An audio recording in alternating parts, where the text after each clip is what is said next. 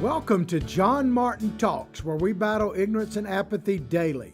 The growing ignorance of just how special this experiment we call the United States of America is, and the apathy that we can't or won't do anything and everything to save her. Well, ladies and gentlemen, I hope you had a glorious weekend.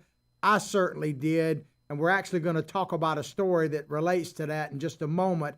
But the state of Florida is partially reopened. We're in phase one, and phase one includes allowing us to go fishing again on a party boat that I work for. So if you see me a bit redder than you're used to seeing me, well, it's a good thing. I've been out on the Gulf of Mexico all weekend, and no, I don't need a nurse. In fact, I got one. I'm married to her, and happy belated Mother's Day to all you mothers out there. And we had a good day yesterday. My wife and I basically just rested. And she said that was the greatest gift she could have. But I went fishing, and the state of Florida is partially open. And so I had me some wind and sun therapy, and I'll talk a bit more about that in just a moment. Well, we got a great show for you today.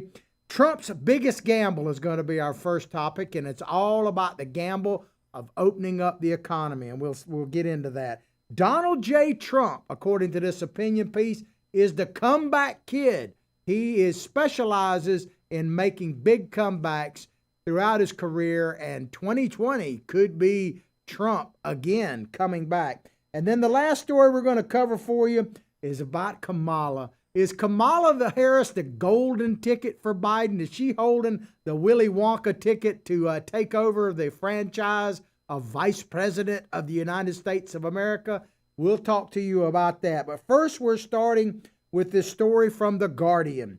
You can't ask the virus for a truce, talking about old Corona. Reopening America is Trump's biggest gamble. So all the things that Donald Trump has done, some successful, some not so successful, and some mega and MAGA successful, the greatest gamble he's ever done is to reopen America. And that may in fact be true, but boy, they hope. How do you think the mainstream media wants that gamble to pay off? Do they want house money, or they want Donald Trump to go down the tubes? I'll let you figure that out. On Monday, the Republican governor of Nebraska, Pete Ricketts, a close ally of Donald Trump, I guess that's anybody who actually supports Donald Trump. And think about that. You're either an ally or you're smart, right? I mean, you're like part of the elite. The truly woke people don't like Donald Trump, which I think is actually wrong, but that seems to be the narrative. So if you like Donald Trump at all, you're not only you may be the devil incarnate, but you're a close ally. So he said a close ally of Donald Trump and frequent visitor to the White House opened his daily coronavirus briefing with a big announcement. This was back on Monday. Today is May 4th, he said, Mr. Ricketts, the governor of Nebraska, the first day of loosened restrictions statewide. And I'm not trying to pick on Mr. Ricketts, but the idea of loosened restrictions, it almost, maybe it's just me, but it seems, and I guess let me back up in case you're new to the show. First of all, where you been? Welcome. Howdy. How are you? It's about time you got to the right place. The truth, as one of my friends says, starts right now. But I just got an issue with this idea that they're doing us a favor to reopen the economy. That's like, hey, it's a big risk, it's a gamble, but, we're going to do you a little favor and let you go fishing in my case, or you can't get a haircut, but hey, you can go fishing. It's just the idea that they're doing us a favor, because I'm still, and this is the point I wanted to make, I'm still perplexed about who gave them the permission to shut us down in the first place. Now, I'm not saying that some of the measures taken might be in our best interest. I'm not debating the science on that, although there's certainly debate to be had there. But I am debating this, and I think there is no debate. Our government is post-constitutional. And even, I'm a big-time Trump supporter. He's making fishing great again, make America great again, and we're going to talk about that more in just a moment. But I don't know who from the president, from the White House, all the way down to the outhouse, I'm not sure who gave permission to our government, our governors, our government, everything in between, to shut us down. They didn't declare martial law, so where in the Constitution do they get the right to decide, well, your dog can be groomed, but your hair, not so much? I mean, I just don't get it. So this implication to me, and as I say, maybe I'm overreacting, chime in on whatever Facebook page you're listening to right now, and I'll respond to you as quickly as possible. Those of you who responded to me on Friday, I didn't get quite a chance, but I will get to all of your comments. As I said, I was a little busy over the weekend, but they're doing us a favor. It just irks me, man. With his declaration, Ricketts, that's the governor of Nebraska, placed Nebraska at the vanguard of America's reopening. He's leading the charge.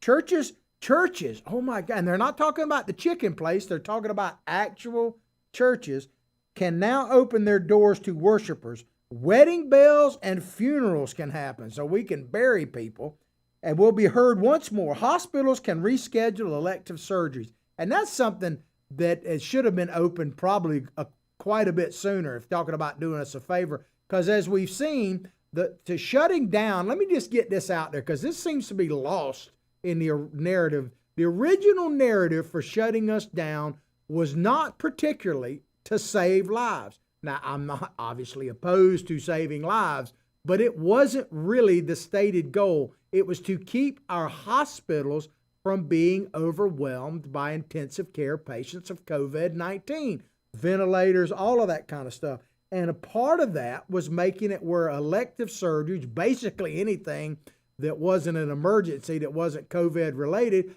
got pushed to the side. And so President Trump, with his leadership, opened up makeshift hospitals. And when I say makeshift, I'm not downgrading them like the hospital ship or the various things they opened up in New York and San Francisco and in Houston. And basically none of them were used. And on a side note, I caught this over the late Friday, actually.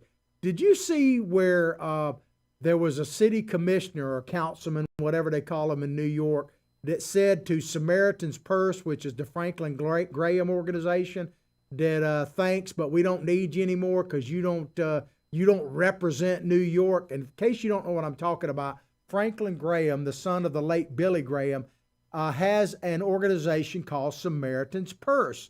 And what they essentially do is provide charity, quite often medical services, to places that need their help all over the country, and even, as I understand it, in some different parts of the world.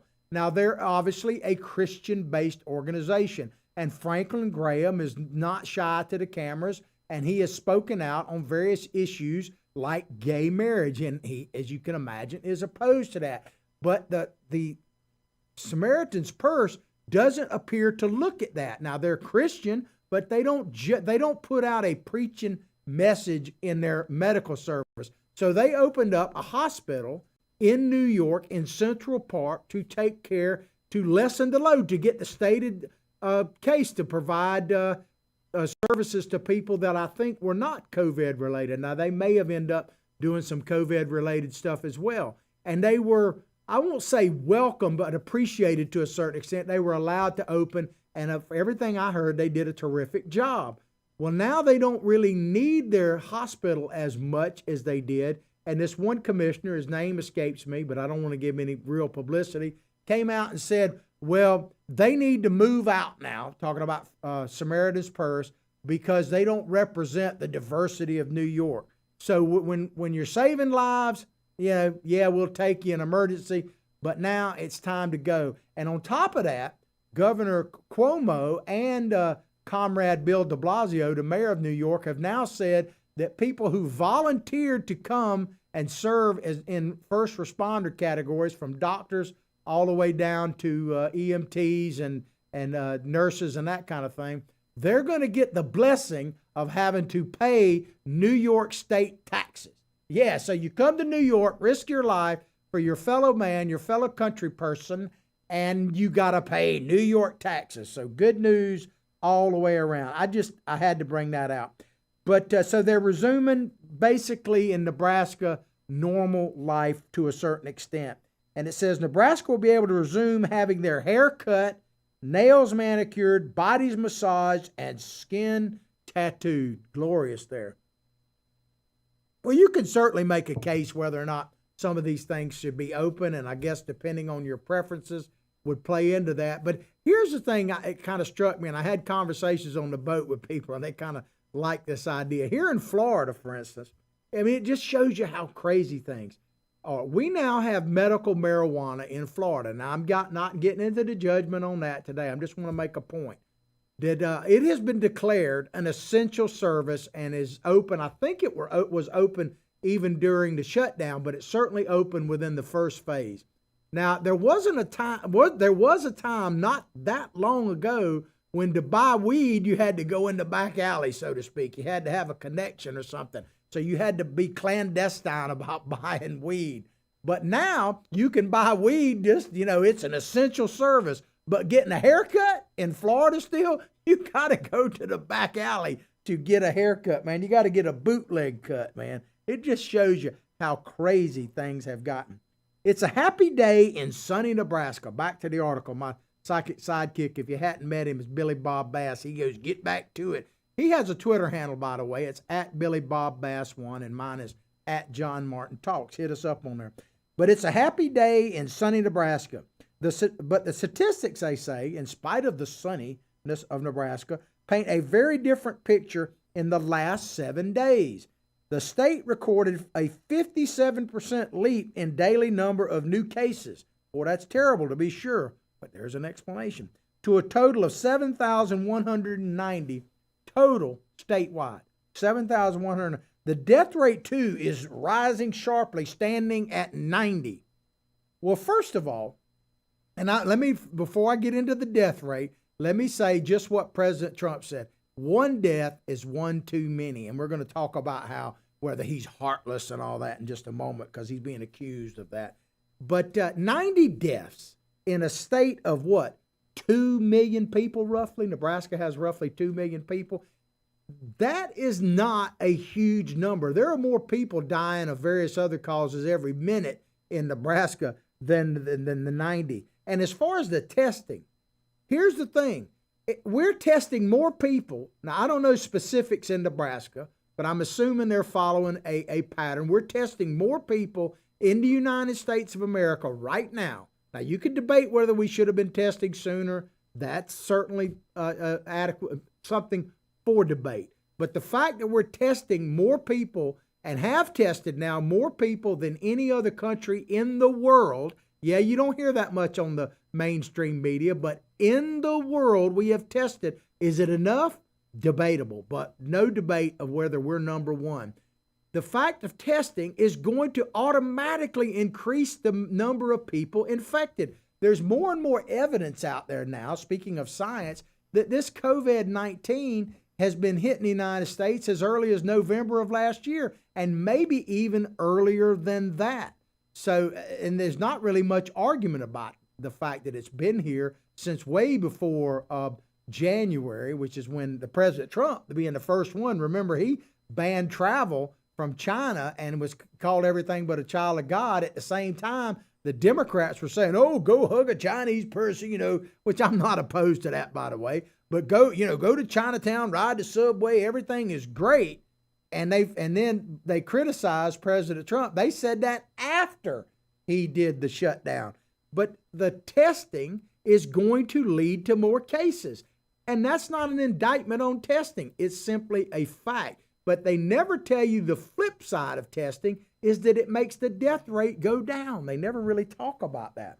But back to this article on Nebraska. Nebraska's lack of preparedness. Now, I'm not saying this. This is the article. Lack of preparedness for the challenges involved in reopening is more alarming. So they're not ready for the reopening. When would you ever what does it take to be ready for the reopening? That's a question no one seems to answer. They talk about the death rate and the infection rate as the criteria. And some people say it's got to be wait for a vaccine, and we're going to talk about that in just a moment. According to the COVID exit strategy, a group of public health and crisis experts. So we actually have a group out there. Now, this is not a government group. This is a nonprofit group. And they're a COVID exit strategy. So exit stage left, I guess, of public health and crisis experts with White House and U.S. government experience. So, they must be right on top of it. Nebraska is 49th out of 50 states in terms of its readiness for rebooting the economy. So what is the judgment of readiness for rebooting? Is it safe? Well, as I've been saying for the last couple of weeks, and let me just tell you, snowflakes, this is a melting moment. If you haven't had your melting moment of the day, here it comes. It's never been safe to leave the cave. Never has. I mean, if you go by some of these experts, there's the saber-toothed tigers are still out there, the woolly mammoths, and maybe even a T-Rex. I know they're all mixed in different times, so don't freak out. I'm just making a comedic example, hopefully. I try to be seriously entertaining here. Whether I'm successful or not may be a matter of opinion, but I can tell you one thing that is a fact. It has never been safe to leave the cave. It never has been. If you wait till it's safe, we'd still be in there, man. But according to this Eric Topol, and he's a professor of molecular medicine at Scripps Research in San Diego. Don't know Mr. Topol, but, he's probably an expert, pretty smart fellow. He says this, opening up prematurely, which is going on in most states of the U.S. right now, so everybody's opening up prematurely, is only going to make matters worse. It probably will. It will inevitably lead to more cases of infection. Well, there's going to be more cases of infection no matter what. We're not going to get past this anytime soon, I hate to tell you. He said, then intensive care patients and deaths. So more cases, more intensive care patients and deaths. They're actually shutting down actual wings of hospitals, not just the temporary ones we talked about a few minutes ago, but actual wings of hospitals, because since there's a ban on anything other than basically treating COVID, they don't have the rising numbers that they thought they were going to have, which is a very good thing, by the way. And if social distancing and lockdown helped that, then it was a good outcome. I'm not saying the ends justifies the means all the time, but in this case, maybe it had. Unconstitutional? I certainly think it was. Was it based on science? Possibly. Did it help? Most likely. So it is a mixed bag, and life is somewhat of a mixed bag. But they're shutting down hospitals, and at least wards of them, and laying off doctors and nurses because things are going too good. So, crazy. But he said this is what gets me when they said this statement right here. Most of the lives, talking about people who died of COVID, most of the lives we've lost so far have been unnecessary. Without providing evidence, by the way. I love how they always do that to Donald Trump when he said, without providing evidence. Well, they spout this stuff from these experts, and rarely do they actually provide evidence. So most of the lives we've lost so far have been unnecessary. Interesting. So why do we want to add to that toll? Well, who does? You think President Trump wants to add to that toll? I was listening to a news broadcast on the way in, and one of the people was talking about how, the deaths, they played a clip from, the Atlanta mayor. And they were talking about how the deaths have primarily been in older Americans and younger Americans of color. And how this is all Donald Trump's fault, and this is what he wants. And I'm thinking, So I understand the color, because you might think that people of color aren't voting for Donald Trump in big numbers, and they're scared that they might. Keep that in mind. But older people dying, every statistic shows that the older you are, the more conservative you're likely to be, and the more likely you are to vote for Donald Trump. So if a lot of older people die, how does that help Trump? So how could you possibly say, even cynically, that he would be in favor of that? But what gets me when I read about these experts, and I'm not criticizing science, but I noticed that all the experts still have jobs. Their jobs are essential. This guy's a college professor of research. Don't you think he's probably still being paid right now a pretty handsome sum? And I'm not necessarily opposed to that. I like people working and getting paid, but I wonder how he'd feel if he was out of work and in the breadline.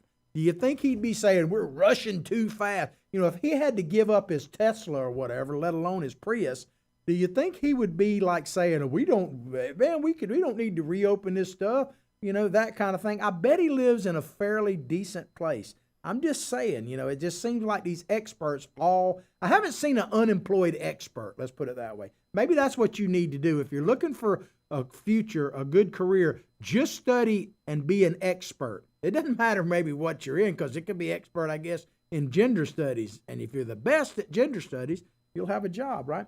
Nebraska is not an aberration, back to this article. Within the U.S., at least 42 states have begun easing restrictions. Many of those states are like Nebraska, far from having the disease under control and insufficiently prepared to meet the challenges ahead. Far from having the disease under control. What does that actually mean? And control and insufficiently prepared to meet the challenges ahead. What exactly does that mean? I mean, aren't we supposed to be in uncharted waters? I mean, and think about this. Any challenge that's ahead, whether it's from the vaccine, which is the pie in the sky deal, to treatments, to recovering from the economy, it all are the Great Depression or recession that we're about to go into. It all is challenging, and it's all going to take, what is the one common denominator it's all going to take? Cha-ching. It's going to take a lot of money, right? And that money ultimately it doesn't just appear out of thin air from the government, although it does seem that way. And they talk about science, but the one science progressives never believe in is the science of economy, because to them, the money is just abracadabra, there it is. But any of these things, recovery from the virus, new vaccine, new treatments, all of this stuff is going to come down to, do we have the financial resources to get the job done? And the only way that's going to happen is if we have an economy that is generating some income to be taxed. Nor, it says here, is Nebraska's decision to reopen random or coincidental. So, once again, they're doing us a favor. It is a direct consequence of policy from the White House. So Donald Trump is to blame. I'm sure he'd be willing to take credit for reopening the economy at the moment. It is the product of Donald Trump's latest and arguably most breathtaking gamble, the riverboat gambler that he is. Is he rolling the dice not only on his own political life ahead in November's election, but also on the lives of tens of thousands of Americans?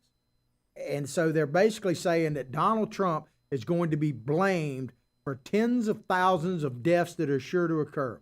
And that could possibly happen. One thing's for sure, anything that is negative, he is 100% going to be blamed for by the mainstream media, the progressive leftists, and the never-Trumpers, which, they're all been one bag to start with. But here's the thing I want to ask. Any of the people who are just chomping at the bit to blame Donald Trump, if this is truly a gamble, what if he wins his bet? What if he turns the economy around, the death rate levels out, and things go back to booming and we grow pretty fast? What if that happens? Who's to blame for that? Probably Barack Obama. They'll probably want to give him credit, because I love how they were talking about how it was Barack Obama's economy before this ever happened. And now you don't hear that anymore. It's not Barack Obama's economy anymore. But here's the thing about that, and if I say it, it bears repeating, and I've said this before, obviously, that I actually wish that it was Barack Obama's economy. I wish that he were the reason why it was booming under Trump. Because think about this, and people will go, "What do you mean?" Well, I'm going to tell you right now. If it were Barack Obama's economy that brought us up, well, first of all, think how good it has been that he's been out of office for almost 4 years. So the theory behind that is he's been out of office for 4 years, and that's the reason why the economy is going so well. And if that's true, think about how great it'll be if he's out for 8 years and Trump's in there for another 4. So I hope they're actually right on that, man. But they're definitely not going to give Trump credit for anything. Trump has been criticized.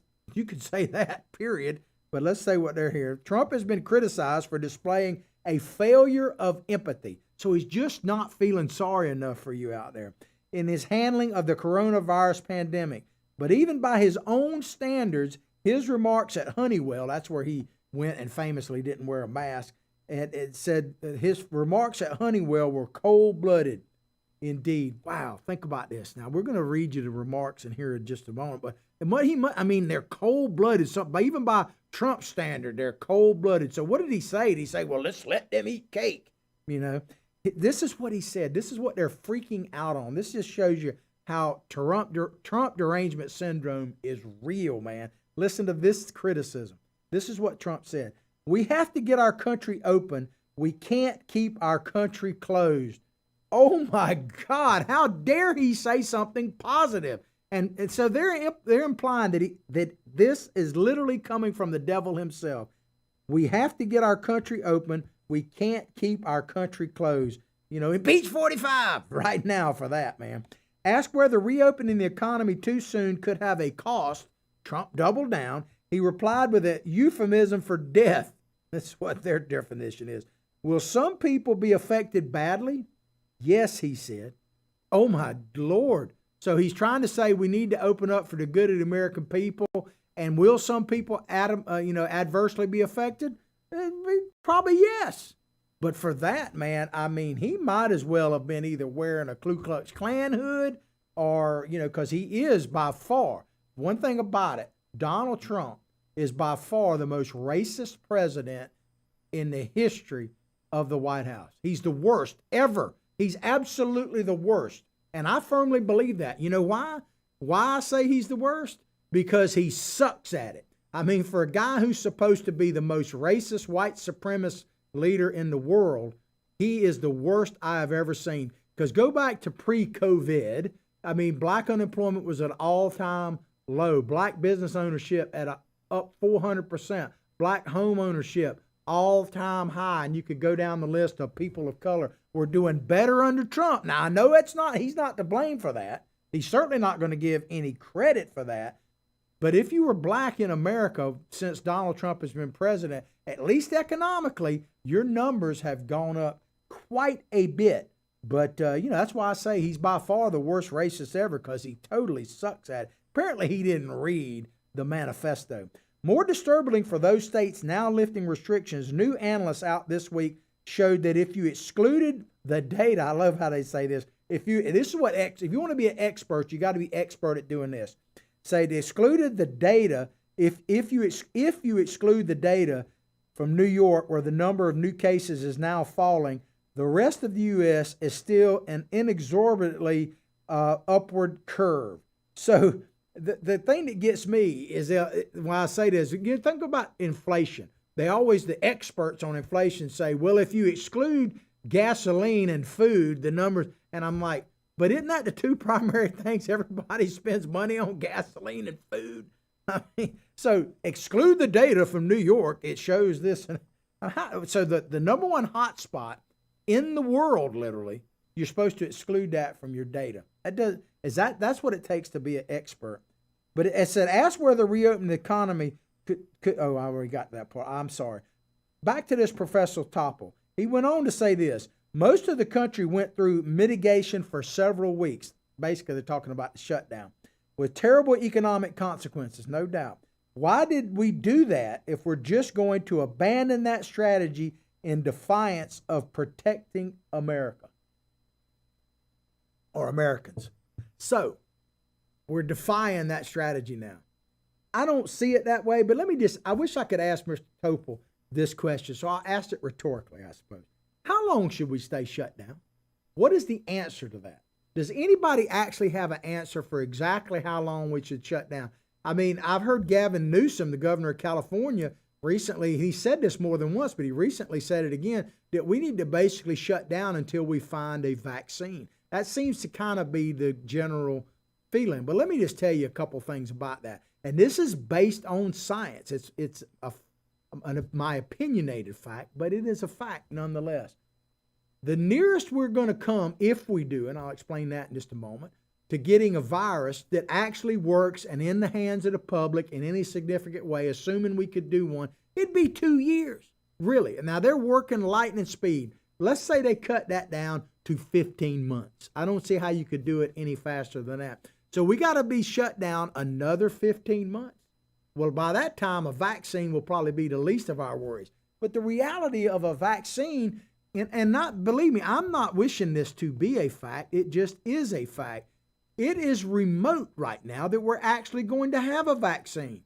Where have we gotten one for this type of disease? This is COVID-19, so it implies, 18 others? As far as I know, there's no vaccines for them. There's not I hate to break your bubble on this, but there is not a vaccine for influenza, the flu. There is not a vaccine. They don't call it a flu vaccine. They call it a flu shot. because it gives you the best shot, so to speak, of not getting the flu. But it's the best guess every year based on last year's flu. And apparently, for instance, this year's best guess flu shot didn't do too well. So you never know about these things. And I'm still, and maybe I'm wrong on this, so please chime in on whatever Facebook page and let me know. Because as far as I know, there is no actual vaccine for any particular respiratory illness. It seems to be very difficult to do. So if we're going to shut down till they find a vaccine, we may never open up. But this Topol fellow, this professor, said science is moving at an astonishing pace, and it's all positive. Not necessarily. We should be buying some time to let the science do its job. Instead, we are seeing the opposite: lack of leadership, chaos, and deaths. Well, every part of the country is a little bit different.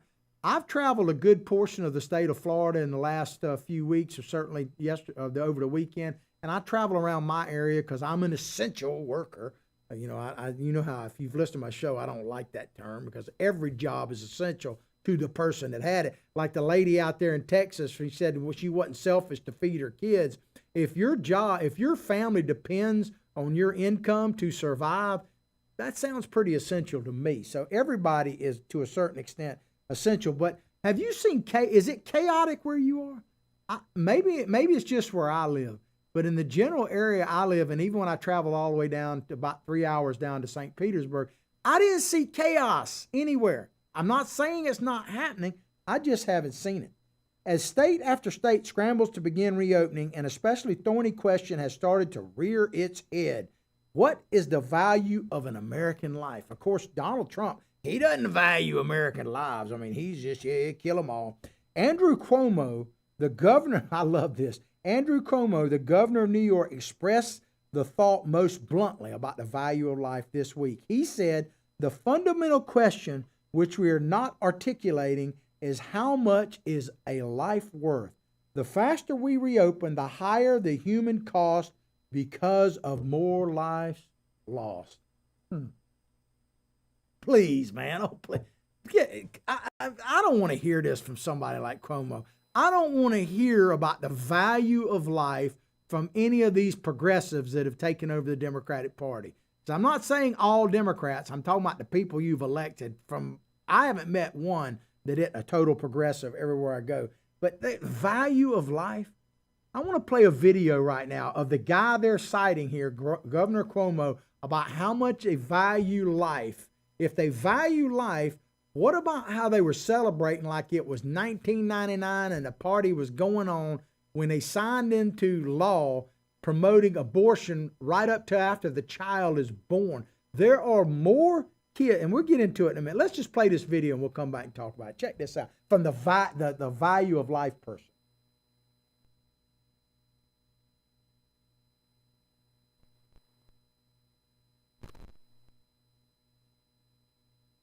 I'm not sure can they hear it?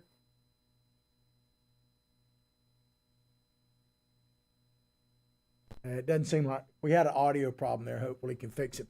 Basically, you've probably seen it before, but it was Andrew Cuomo signing that abortion bill a year or so ago, and they were just celebrating, clapping, and cheering and high-fiving the fact that they were going into abortion. But here, let me give you a couple statistics. First of all, in New York, and this has been going on for decades now, there are more children aborted than born in New York City right now.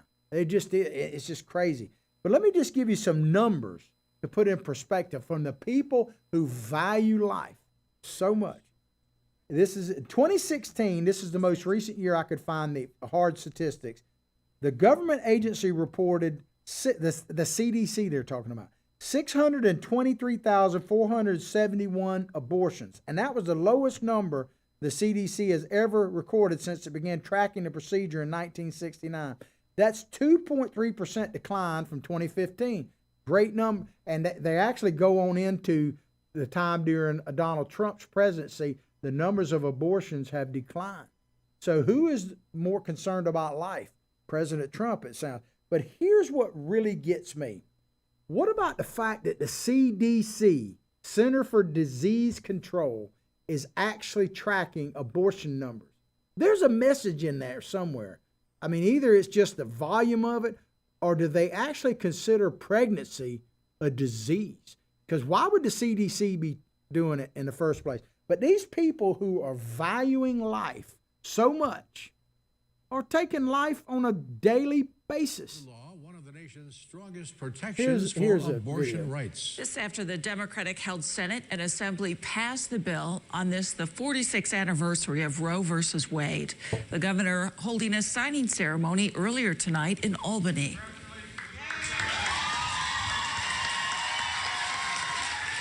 The bill was first introduced in 2007 and removes abortion from the state criminal code and ensures women the right to an abortion in New York, should that federal right ever be changed by the Supreme Court. But Cuomo thinks it should be taken a step further. I mean, think about that. Do you see the there's sign now you could be either side of the abortion bill. Let me just tell you this. I've been involved in it for a long time. As I've told you before, I used to work at a drug treatment center. I worked there for about 15 years, and I had to go with women as part of my job to counsel them both before, during, and after abortions. And I'm not saying they're not out there, but I have never met a woman that celebrated an abortion. Even ones that have had multiple, they've never celebrated. They never went, boy, that's the greatest thing that's ever happened to me. Of course, Michelle Obama just said that, having a couple of kids actually curtailed her from pursuing her dreams, so maybe I'm wrong. But I haven't met a woman who celebrated an abortion. I just haven't. I'm not taking a position on it at this moment, although I think you probably figure out where I'm coming from. I just haven't seen the celebration. But they want to bring that to, these are the people that value life. They're putting Cuomo up there as the poster child for valuing life. So is this the biggest gamble that Trump has taken? Opening up the economy from a political standpoint, quite possibly, but it's also, there's only two things that are certain: death and taxes, right? There's a book out there somewhere that talks about that. So I think it's a gamble that we have to. It's not even worth taking. We have to take it or we're doomed. All right, we're going to move along here. Let me check my time. I'm running short on time. Didn't mean to go that long on that particular one. Donald Trump's lifelong obsession with comebacks from Politico. Donald Trump is trying to win a second term by touting a comeback to come. The president said last week at the Rose Garden, "We're making a comeback. I think it will be tremendous, tremendous comeback." And then the next day he went on to say, "We're coming back strong." Wow. So the president should be chided for this, right? MAGA, make America great again. They talk about he has to drop CAGA, keep America great, because it's not so great now, even though, like Cuomo, pick on him a little bit, said America never really was that great, which is the most ridiculous statement I've heard a political figure say, especially a guy like Cuomo, who comes from a nation of immigrants, and his entire family life story is a testament to the greatness of America. But yet he had the audacity to say that America's never been so great. And that's the guy the Democrats wish were running for president. Wow. But American Comeback, the Trump campaign titled a new ad out this week, this November. The ad proclaimed, making clear that the comeback he is referring to is not just the country's struggle with the corona pandemic, but the restoration of his own political fortune, the greatest comeback story ever written. And I guess that would be the worst thing ever, right, for the country. It's just crazy. At key point, here's what they say here. This, I think, is pretty interesting. At key points in Trump's long and public life, from his nadir in the 90s to The Apprentice more than a decade later, to his embattled campaign a decade after that, and finally to his tumultuous presidency. The only thing tumultuous about Donald Trump's presidency is the progressives don't like him. I mean, if you're a MAGA hat wearing son, it hasn't been tumultuous. It's been fantastic. Promises made, promises kept. Trump has used the idea of the comeback as a critical weapon in his arsenal of self-invention. So what would be the alternative campaign? America sucks. I mean, the Democrats, their mantra now, going back to 2020 debates for presidency, their mantra has been America sucks. It's always sucked. It sucks more for some than others, and if you elect us, it will suck for everybody equally. That is basically what the Democrats believe. A believer in the binary worldview, they're talking about Trump, that was a core teaching of his flinty father. There are winners and losers, and he always must be the former, not the latter. Wow. So Donald Trump is for keeping score. That just amazes me. And you know, one of the things that's been played a lot on TV, seems to be getting millions and millions of viewers, is the Last Dance documentary that's playing on ESPN. I have to admit I haven't watched any of it. I'll probably binge watch it when it's over. But Michael Jordan, the story of the Chicago Bulls and Michael Jordan, a winner if there ever was one. Now I want to play a short clip of one of the finals, one of the games against the Utah Jazz. Keep in mind that Michael Jordan was like down and out with the flu during this particular game. Let's play it real quick. Would have been up 3. Michael trying to hit the second free throw, does not. But Jordan sick and everything, fights for the rebound. Out to Pippen, Pip to Mike. Michael, can't you see? Sometimes your threes just hypnotize me. Despite being sick and not being able to walk, Mike had 38 points. 17 seconds left. They got the dunk.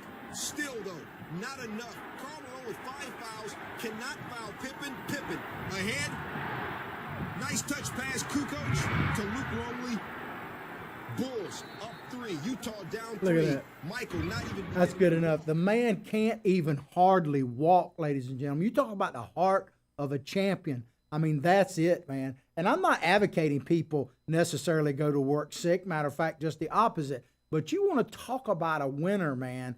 That is Michael Jordan. So people are hungry for winners. They want to see people like Donald Trump, man. And he is playing, I mean, he is at his best. Trump biographer Gwenda Blair said the world that he lives in, talking about Trump and his projects, there are just 2 roles in it. You're a winner or a loser. And if there's a moment that you're not quite a winner, you're almost a winner. You're particularly a winner. It's a cloak that contains winning as part of it. Now, to me, that sounds like the perfect candidate to be president for all we're going into. Let's keep Donald Trump. We got a winner in the White House now. Can you really make a case that Biden is capable of pulling us out of the ditch that we're clearly in right now? Whether who's to blame, I think we are in a ditch. Said Sam Solvency, a contestant on the first season of The Apprentice, who prepared for the show. Now, this sounds like a winner guy by reading every Trump book and biography. He said, comeback is the placeholder until victory is at hand. So what is the President Trump's campaign message supposed to be? I know what the left wants it to be. They want him to come out and declare, we're all going to die. And we are someday, and some will die today, and some corona. It is tragic, no doubt, man. But Trump is the ultimate outsider. It says it's just as critical in 2020 as it was in 2016, if not more so, talking about Donald Trump being, MAGA, wearing that again. If he's the outsider, this is one of his aides, former campaign worker said this, if he's the insurgent, he wins, talking about the president election. If he's viewed as the insider, the one who's the power holder in the tumultuous time, then winning becomes much tougher. And that is absolutely correct. But the thing is, Donald Trump has always been the outsider. He still is the outsider, even running as an incumbent president. And that's what they hate so much about Donald Trump. They want to get back to business as usual. Both Republicans and Democrats, more the Democrats, but there are some Republicans, they're just trying to survive the Trump presidency. And that's why there's beat down everybody who tries to work for him, everybody who rears their head in support of Donald Trump. They're going to beat him down because they want him to be not only a one-term, but they want him to be a one-off. In other words, if he gets reelected again, it's over once he leaves. Check my time. All right, I'm just going to talk about Kamala Harris very, very quickly. Kamala Harris is being pushed now to the top as the pick for vice president. And I've been telling y'all that she was the one that I thought at the beginning of all this search process had the best shot to be one because she's like Michelle Obama light or something. And I wonder, is it racist to pick her to start with? But I just want to close the show with this very quick video of Kamala Harris back when she was still in the campaign for president, when she was laughed at basically for saying that the people are ready for Kamala Trump. I don't know if they were for president, but are they ready for her to be vice president? Play this clip and we'll close the show.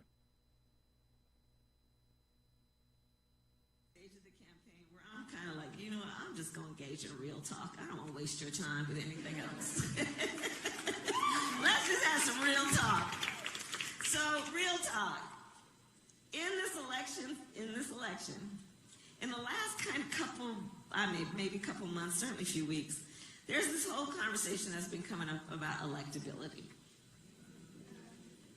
Focused on our campaign. Is America ready for that? No. Well, yes, they are. So are we ready for that? No. Because think about it. People have been saying this. Whoever Biden's pick for VP is may be either the real president if he drops out or drops over, and I'm not wishing that on him, or the de facto president because he's clearly not going to be running the show. If you're really for Biden, let me just tell you this very quickly. I've said it before, but I say it bears repeating. He couldn't even get a driver's license in the state of Florida. He couldn't. Yeah, I don't think he mentally could pass the test. We have special laws after you get to be a certain age. Well, I hope you've enjoyed the show as much as I've enjoyed bringing it to you. I, for one, am enjoying the fact that we are reopening the American economy. It's coming none too soon. Is it a risk? No doubt about it. But as my good buddy Patrick Henry said, give me liberty or give me death, which basically he meant existence is not enough. We need to be free. We need to assess our own personal risk. Thanks for tuning in the show. I will pray for your family. You pray for mine. But above all else, like I say each and every day, from my heart, from my family to yours, have a blessed day.